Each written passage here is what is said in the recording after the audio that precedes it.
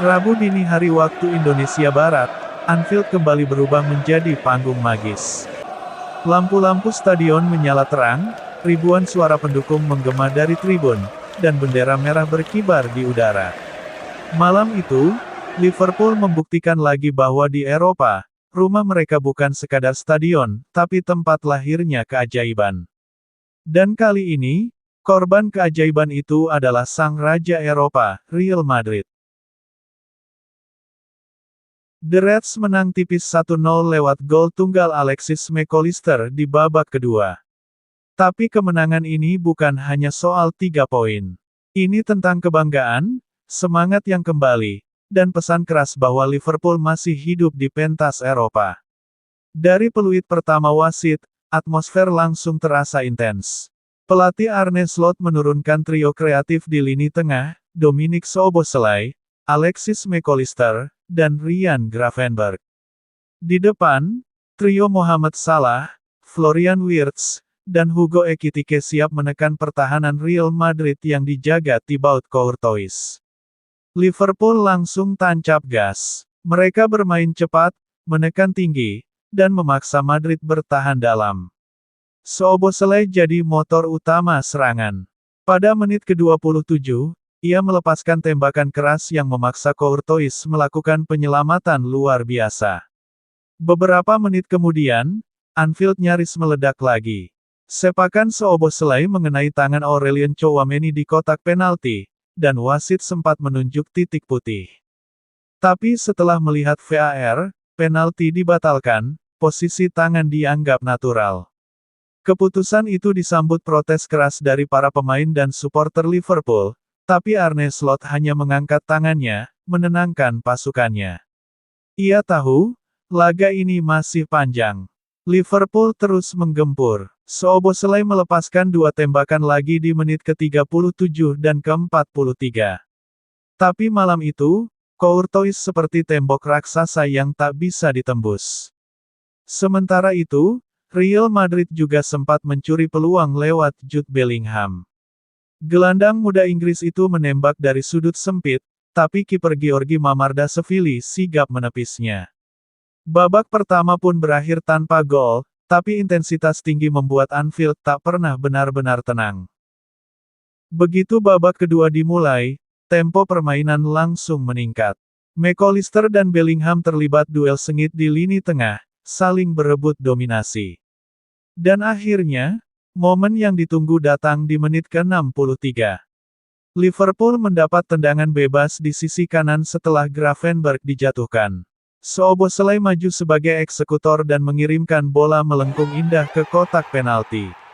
McAllister yang lepas dari kawalan menyundul bola dengan keras dari jarak dekat. Courtois kali ini tak berdaya. Anfield pun meledak. Ribuan supporter berdiri, melompat, dan menyanyikan lagu-lagu kebanggaan mereka.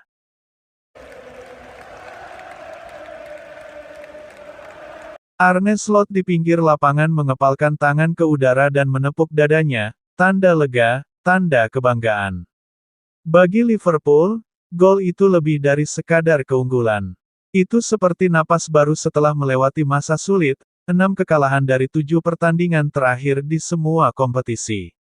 Tertinggal 1 gol membuat Xabi Alonso, pelatih Real Madrid yang dulu idolanya fans Liverpool, melakukan perubahan besar. Ia memasukkan pemain-pemain menyerang, Vinicius Junior, Kylian Mbappe, dan Bellingham menjadi trio berbahaya di depan. Namun Liverpool bertahan dengan sangat disiplin.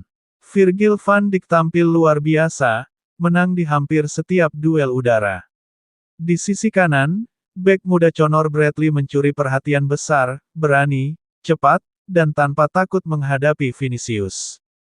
Bahkan, di satu momen, Vinicius frustrasi hingga melakukan tackle keras pada Bradley dan mendapat kartu kuning. Madrid terus mencoba, Mbappe sempat mendapatkan peluang emas di menit akhir, tapi sepakan melengkungnya melebar tipis.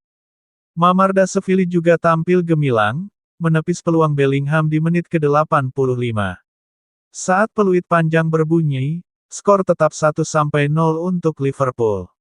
Dan Anfield kembali bergemuruh, kali ini dengan lagu "You'll Never Walk Alone" yang terdengar lebih lantang dari biasanya.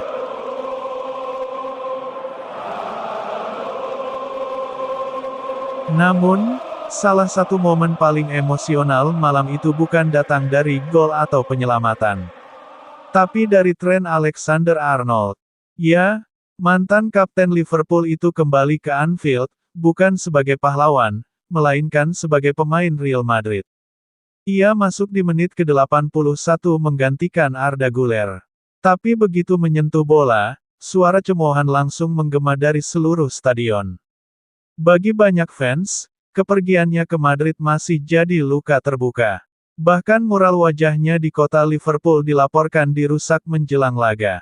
Setiap sentuhan bolanya disambut ejekan, bukan karena benci, tapi karena kecewa.